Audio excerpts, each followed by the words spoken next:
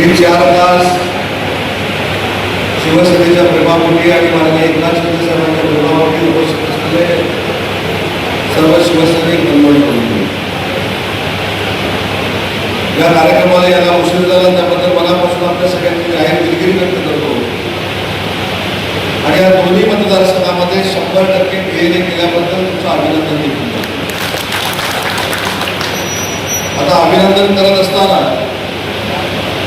पंढरपूर मतदारसंघात किती पदाधिकारी आले आणि मोहोळ मतदारसंघात किती पदाधिकारी आले याची फक्त परीक्षा घेत नाही. परीक्षा घेतली तर ती अडचणीची होऊ शकते ही मला कल्पना आहे. परंतु माझी विनंती आहे पंढरपूरचा कार्यक्रम म्हटल्यानंतर पंढरपूरच्याच पदाधिकाऱ्यांनी यायचं आणि मोहोळच्या बेहेने यायचं नाही अशा पद्धतीची भूमिका भविष्याच्या राजकीय काळामध्ये चालणार नाही हे स्पष्ट माझ्यावर व्यासपीठावरच्या सगळ्या पदाधिकाऱ्यांना.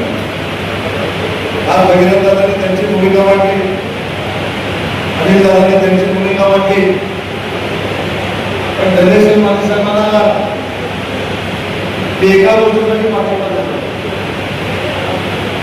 की तुम्ही जे महत्वाचं वाक्य या ठिकाणी बोलला 2 मिनिटं तुमचं बोलून झालं तर मला सांगा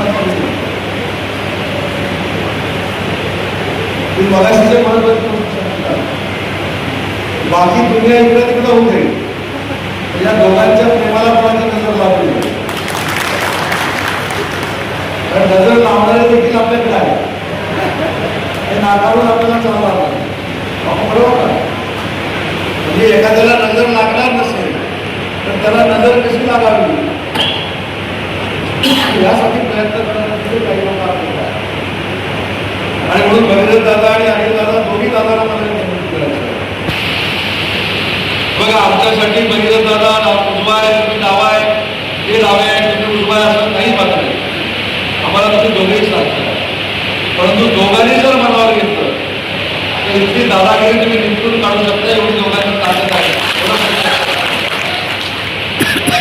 आणि जर आपला आमदार झाला जर आपला लोकप्रतिनिधी झाला तर त्याचं सुख 5 वर्ष काय असतं आणि आपला आमदार जर झाला नाही तर त्याचं दुःख 5 वर्ष काय असतं हे मतदारसंघात भोगताय की नाही भोगत आहे. त्याच्यामुळे मित्र म्हणून दोघांना माझा सल्ला आहे की अतिशय चांगल्या पद्धतीने बॉन्डिंग तुमचं असलं पाहिजे. आणि तुम्हाला ती माकडाची गोष्ट माहिती आहे त्याला त्यांना माहिती आहे त्यांना माहिती आहे माकडाची गोष्ट त्याला सांगतो होता शाळेत किती आहे दोघांचं भांडण झालेलं असतं आणि त्याचा न्याय निवाडा करण्यासाठी माकडावर जबाबदारी आलेली असते. माकडाला त्रास वातामध्ये घेतलेला असतो आणि 2 भांडण झालेल्या लोकांना विचारत असतो तुला दोघेही समाधानी होत नाही परंतु प्रत्येक नागरिकला थोडा स्वतःकडे काढून घेत असतो. शेवटी परिस्थिती अशी होती समोर जे मांडलेले त्यांच्याकडे काहीच राहत नाही सगळं जे काय असतं ते मागण्याच्या हातात जातं. हे माझा अर्थ कळला असेल. अशी प्रवृत्ती दोघांच्या समन्वय नसल्यानं निर्माण करू नका माझा मुलाचा मनस नाही.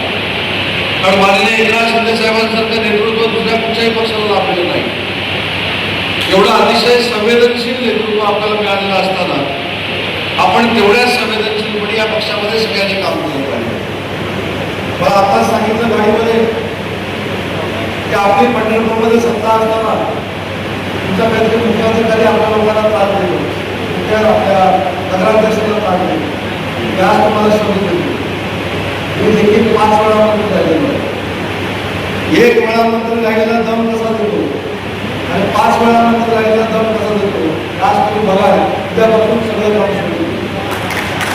सुरू अजिबात. पण हे सगळं करत असताना बाकीच्या आजूबाजूच्या लोकांनी देखील अतिशय चांगल्या पद्धतीची संघटना उभी करण्याचं काम केलं पाहिजे. मी मगासपासून सोलापूर जिल्ह्याच्या दौऱ्यावर असताना एक बघितलं अनेक पदाधिकारी सेल्फीमध्ये गुंतलेले आहेत हार फुलांमध्ये गुंतलेले आहेत.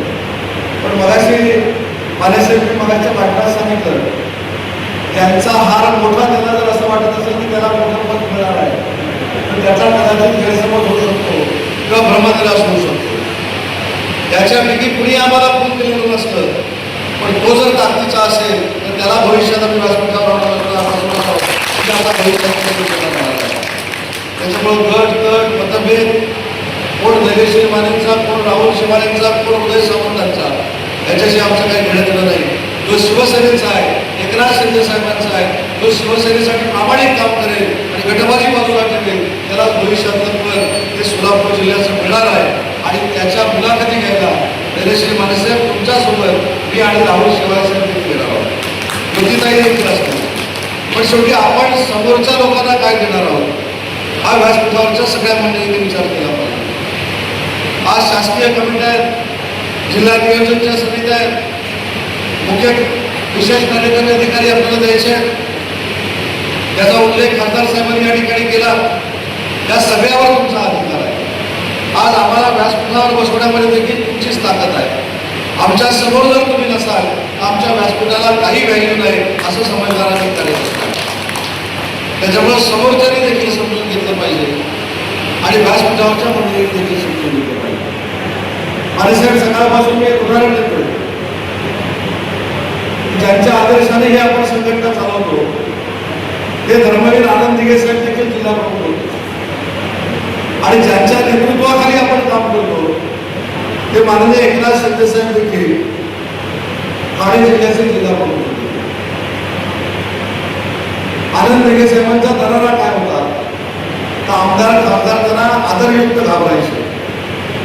एकनाथ शिंदे साहेबांचा दरारा काय आहे तर त्यावेळी देखील जिल्हा प्रमुख असताना आनंद परांजपे सारख्या माणसाला प्रकाश परांजपे गेल्यानंतर शिवसेनेच्या जिल्हा प्रमुखाच्या ताकदीवर त्यांनी खासदार बनवला होता. कोणी जिल्हा प्रमुखाची ताकद असते आणि म्हणून जिल्हा प्रमुखाचं हे पक्षासाठी वेगळं अस्तित्व असलं पाहिजे. जिल्हा प्रमुख उजवा आहे डावा आहे याच्यापेक्षा शिवसेनेचा आहे. कोणाच्याही गाडीचा दार उघडणारा जिल्हा प्रमुख नाही. ही जेवढी आपण आयडेंटिटी प्रस्थापित करू त्यावेळी सोलापूरच्या शिवसेनेला कोणी आव्हान देऊ शकत नाही, कोणी आव्हान देऊ शकत. त्याच्यामुळे आपण सगळ्यांनी एकत्र काम केलं पाहिजे. आज BLA तुमचे सगळे झाले, त्याची जबाबदारी तुमची संपली नाही, आता जबाबदारी तुमची वाढलेली आहे. मगाशी मानेसाहेबांनी सांगितलं तुम्हाला विशेष कार्यकारी अधिकारी केलं पाहिजे. मानेसाहेब त्याच्या पुढे जाऊन सांगतो की जे 1.5-2 लाख या महाराष्ट्रामध्ये BLA होते म्हणजे आपले पतप्रमुख होते, त्यांच्या कुटुंबाची काळजी घेण्याचा निर्णय देखील माननीय एकनाथ शिंदे साहेबांनी घेतलेला आहे. आणि असं आपल्या पदाधिकाऱ्याच्या कुटुंबाची काळजी घेणारं देशातलं एकमेव नेतृत्व कुठचं आहे ते माननीय एकनाथ शिंदे साहेबांचं आहे. ही जाणीव देखील आपल्या सगळ्यांना असते. आणि म्हणून व्यासपीठावरची सगळी दिग्गज मंडळी ही जर एकत्र आली तर या सोलापूरमध्ये आपण सांगतो आमदार आणि आपण सांगतो खासदार करू शकतो. एवढी मेत्रे साहेब तुमच्या सगळ्यांमध्ये ताकद आहे. मेत्रे साहेब जर इथं असे बसले असते तर मेत्रे साहेब आम्हाला सगळ्यांना सिनियर आहे. मेत्रे साहेब जेव्हा मंत्री होते तेव्हा आम्ही आमदार होतो आणि म्हणून मेत्रे साहेब तुमच्या अनुभवाचा फायदा देखील हा शिवसेनेला झाला पाहिजे आणि म्हणून आपण सगळ्यांनी एकत्र काम केलं पाहिजे. आज आम्ही 550-600 किलोमीटरमध्ये इथे येतो, आम्ही मार्गदर्शन करायला येतो.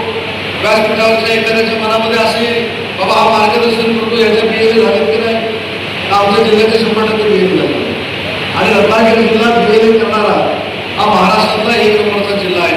पहिल्या फेरीमध्ये आम्ही सगळे BLA केलेले आहेत.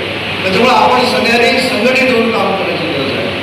मला आठवतं मी असेल, नरेश मानेसाहेब असतील, संजय कोकाटे साहेब असतील, आम्ही जेव्हा एकत्र काम करायचो पूर्वी 15-20 वर्षापूर्वी 25 वर्षापूर्वी तेव्हा मला आणि नरेश मानेसाहेबांना तर माहिती पण नव्हतं की ते खासदार होणार आहेत आणि मी मंत्री होणार आहे.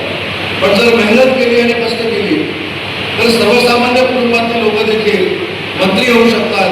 हे शिवसेनेने दाखवून दिलं आहे आणि एखादा चेहरा महाराष्ट्रापर्यंत पोहोचायचा असेल तर एकमेव नेतृत्व आहे एकनाथ शिंदे साहेब. मी स्वतःहून सांगतो माझी जी महाराष्ट्राला ओळख झाली, मला जे महाराष्ट्र ओळखायला लागला त्याचं एकमेव कारण आहे ते म्हणजे राज्याचे उद्योगमंत्री मला एकनाथ शिंदे साहेबांनी केलं नसतं तो उदय सामंतला महाराष्ट्र ओळखला नसता. त्याच्यामुळे आपल्या नेत्याची ताकद वाढवणं, आपल्या नेत्याला सहकार्य करणं आणि आपल्या नेत्याचा विश्वास संपादन करणं हे भविष्यामध्ये जर आपण करू शकतो तर आपल्या संघटनेमध्ये दुसरी कुठची संघटना मिळू शकतो. आम्ही खरं पूर्वी राष्ट्रवादी काँग्रेस पार्टीमध्ये काम करायचो.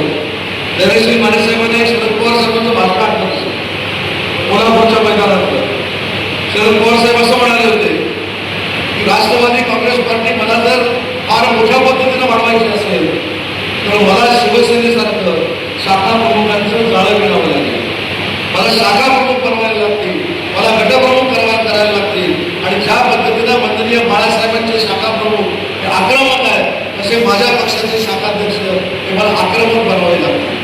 म्हणजे आपल्या पक्षाकडनं आदर्श दुसरे घेत आहे आणि आम्ही एकामेकाच्या गटबाजीमध्ये गुंतून जाऊ. तर माझी आपल्याला हात जोडून विनंती आहे, आपल्याला पक्षाला मागं घेणारी ताकद जर तुमची असेल तर ती आपल्यातली गटबाजी आहे, आपल्यातले मतभेद आहे, आपल्यातले मनभेद आहे, हे जर आपण मिटवले तर या सोलापूर जिल्ह्यामध्ये वर्षानुवर्ष शिवसेना हाच एक नंबरचा पक्ष राहील आणि समोरच्याला संधी मिळणार नाही. ही संधी हा शब्द जबाबदारीनं वापरतो. समोरच्या आपल्यावर जे आक्रमण करतात, समोरच्या आपल्याला जे अडचणीत आणतात त्याच्या मागे देखील आपल्यातली अदृश्य ताकद असल्यामुळं हा फायदा समोरचा घेत आहे. पण व्यासपीठावरच्या कोणत्याही जर ठरवलं की आम्ही आजच्या क्षणापासून आताच्या क्षणापासून समोरच्याला संधी घ्यायची व्यवस्था करणार नाही तर समोरचा देखील आपल्याला घाबरून आपल्यावर आक्रमण करायचं प्रयत्न करणार नाही, आपल्यावर आक्रमण देखील करणार नाही. त्यामुळे या गोष्टी आपण समजून घेतल्या पाहिजे की आपल्यामुळे नक्की काय झालं, आपल्या गटबाजीमुळे नक्की काय झालं. आणि दुसरं एक मला साहेबांच्या सोलापूर जिल्ह्यात साहेबांच्या जवळ मी किती आहे दाखवायची कोणाच काही गरज कार्यकर्त्यांच्या मनात ओळखलं पाहिजे. चंद्रहार पाटील साहेब मगाशी मला गाडीत सांगत होते की या जिल्ह्यामध्ये कॉम्पिटिशन आहे की साहेबांच्या जवळचं कोण आहे. मी आज तुम्हाला जबाबदारीला सांगतो, खऱ्या अर्थानं साहेबांच्या जवळचे तुम्ही आहात आणि त्याच्यानंतर आम्ही व्यासपीठावर साहेबांना शिवसैनिक महत्वाचा आहे, साहेबांसाठी जो मतदान करतो तो महत्वाचा आहे, साहेबांसाठी जीव ओतून जो ग्रासरूटला काम करतो तो महत्वाचा आहे आणि त्याच्यानंतर आमचा नंबर लागतो हे देखील मला खास करून सोलापूरमध्ये सांगायचं. काही लोकांची वागण्याची पद्धत, काही लोकांची काम करण्याची पद्धत, काही लोकांची बोलण्याची पद्धत मी माझ्यावरून सांगतो. मी आज राज्याचा उद्योग मंत्री म्हणून काम करतोय, पण जेवढं मला नम्र बोलता येईल कार्यकर्त्यांबरोबर, जेवढं मला अधिकाऱ्यांबरोबर नम्र बोलता येईल तेवढं बोलण्याचा प्रामाणिकपणाचा प्रयत्न करतो. साहेब राज्याचे उपमुख्यमंत्री आहेत, साहेब राज्याचे मुख्यमंत्री आहेत, मुख्यमंत्री होते म्हणून 20 राज्याचा उपमुख्यमंत्री आहे अशा आविर्भावाचे पदाधिकारी बोलतात. त्यांच्यामुळं आपला पक्ष अडचणीत येतो याचं भान देखील पदाधिकारी होणं गरजेचं आहे. आणि म्हणून मला पदाधिकाऱ्यांना विनंती करायची आहे, एक आत्मचिंतन सगळ्यांनी करा की सोलापूर जिल्ह्याची कार्यकारिणी बरखास्त का झाली. आत्ममंथन करा की कार्यकारिणी साहेबांना बरखास्त का करावी लागली. आताचे पदाधिकारी जे आपल्याला नेमायचे आहेत हे असं म्हणत नाही की पूर्वीचे पदाधिकारी होणारच नाही, पण जे पदाधिकारी प्रामाणिकपणानं काम करत होते, जे पदाधिकारी प्रामाणिकपणानं काम करतील, संघटनेसाठी वेळ देतील. आपण प्रत्येक भाषणात सांगतो की साहेब 20-20 तास काम करतात, साहेबांसाठी आपण दर दिवशी 2 तास काम करू शकत नाही, ही आपली अडचण आहे. त्याच्यामुळे जो दर दिवशी साहेबांसाठी वेळ देईल, शिवसेनेसाठी वेळ देईल तो भविष्यातला शिवसेनेचा पदाधिकारी असणार आहे. आणि ते खरं तर अधिकार मला आणि राहुल शिवसेनेला देऊन टाकलेले आहेत, पण तरी देखील मानेसाहेब आपण लोकशाही मानतो म्हणून तुम्ही तारीख सांगा, त्या तारखेला आपण सोलापूरच्या सगळ्या पदाधिकाऱ्यांच्या मुलाखती घेऊ. जो ताकदीचा आहे त्याला आपण जिल्हा प्रमुख बनवू, हे सगळ्याच ताकदीचे असतील. काही लोकांना जिल्हा संघटक बनवू, काही लोकांना जिल्हा समन्वयक बनवू, काही लोकांना सहसंपर्क बनवू, काही तालुक्यामध्ये 2 भाग करायचे असतील पूर्व पश्चिम 2 भाग करू, विधानसभा प्रमुख करू, विधानसभा समन्वयक करू. आपल्याकडे उदंड पद आहे, पण ही उदंड पदाचा उपयोग संघटनेसाठी झाला पाहिजे, फक्त लेटरेटसाठी होऊन उपयोगाचं नाही. एवढीच आमची सगळ्यांची इच्छा आहे आणि ती इच्छा आपण सगळ्यांनी मिळून पुरी करावी एवढीच विनंती करतो. मगाशी मला सांगितलं की आज मोठी एकादशी आहे आणि मोठ्या एकादशीच्या निमित्तानं 4 ते 5 लाख भाविक हे पंढरपूरमध्ये आलेले आहेत आणि मला देखील जायचं होतं विठुरायाच्या दर्शनाला, पण मी देखील निर्णय घेतला की आज आम्ही VIP आहोत, आम्हाला सिक्युरिटी आहे. आम्ही तिथं सिक्युरिटी बंद केल्यानंतर जर सर्वसामान्य लोक जी विठुरायाला बघायला आले त्यांना जर त्रास होणार असेल तर आम्ही कळसाचं दर्शन करण्याचा निर्णय घेतलेला आहे. याच्यातनं देखील आपल्याबद्दलची प्रतिमा लोकांपर्यंत पोहोचते. त्याच्यामुळे अशा देखील काही भूमिका आपल्या कार्यकर्त्यांनी घेतल्या घेतल्या पाहिजे, भविष्यामध्ये तुम्ही ती घ्याल अशी अपेक्षा व्यक्त करतो.